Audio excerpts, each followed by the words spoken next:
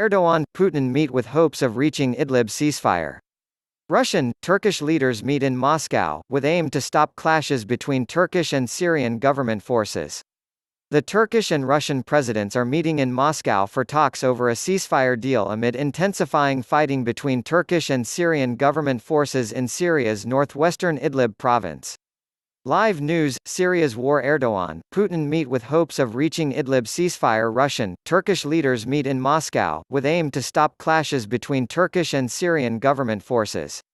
By Umut Uraz and Julian calling 4 hours ago. WhatsApp. Erdogan, Putin meet with hopes of reaching Idlib ceasefire. Both sides are unhappy with each other's efforts to implement the Sochi Agreement on Syria signed in September 2018.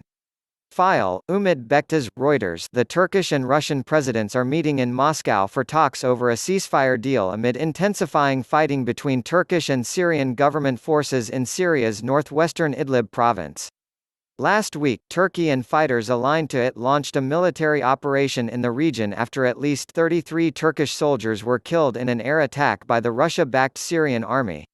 2 Turkish soldiers died and several others were wounded on Wednesday in a fresh Syrian assault, which prompted Ankara to retaliate by striking military objectives. On Thursday, Russian air raids in Idlib killed 16 civilians, according to Syrian civil defense group, the White Helmets, while Turkish Defense Ministry said 184 Syrian government forces were killed in the last 24 hours.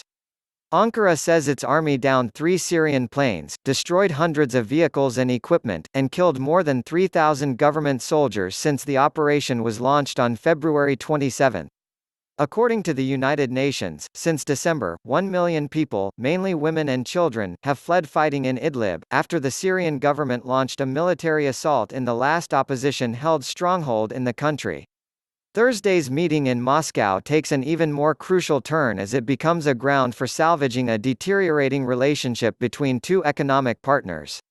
Before his visit, Turkish President Recep Tayyip Erdogan said he expected the talks with his counterpart Vladimir Putin to result in the rapid achievement of a ceasefire.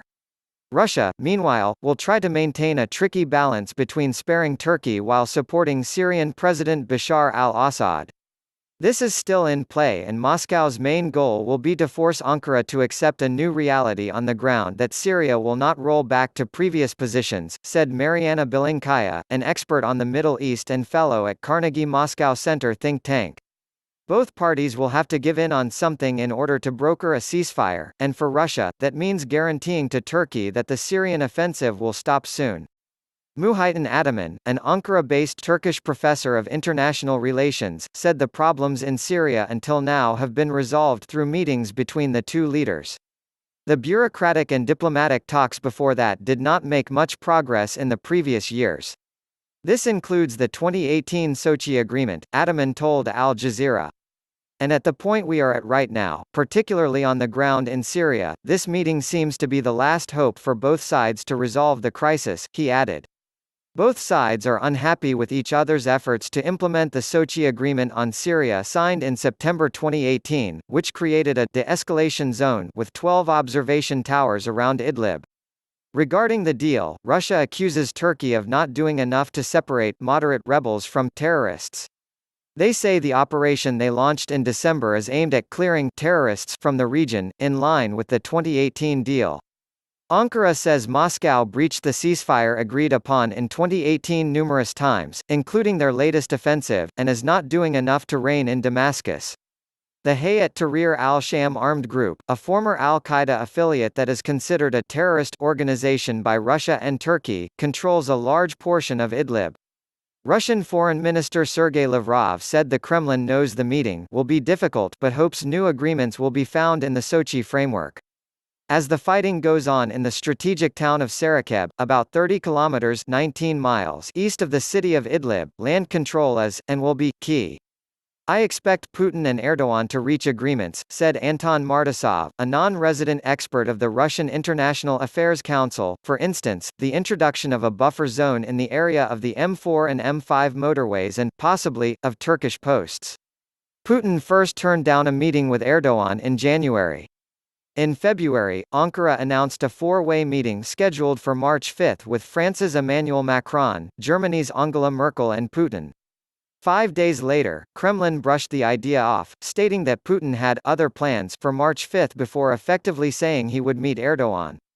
We are at a point that the Turkish-Russian relations might be harmed fundamentally in a way that is hard come back from, unless there is a decrease in tensions, added Ataman, the Turkish analyst. This, if a solution is not reached in Moscow, would further complicate the Syrian crisis, and risk the deals made between the two sides on the ground up until today. Turkey's military success and the large losses recorded by the Syrian government forces in the last few days are also likely to influence the course of talks in Moscow. Russia controls the Syrian airspace and wields economic leverage in the region. It signed a mega defense system deal last year with Ankara. Moreover, Moscow is helping Turkey build the Akuyu nuclear power plant, as well as Gazprom's flagship Turk Stream gas pipeline. Moscow aims to pressure Turkey into taking active measures about the rebels in Idlib, said analyst Anton Martasov. International affairs expert Fyodor Lukyanov recently wrote in the Russian press, both sides are not linked by mutual interests or trust, but by the impossibility to achieve their goals without the other party's cooperation.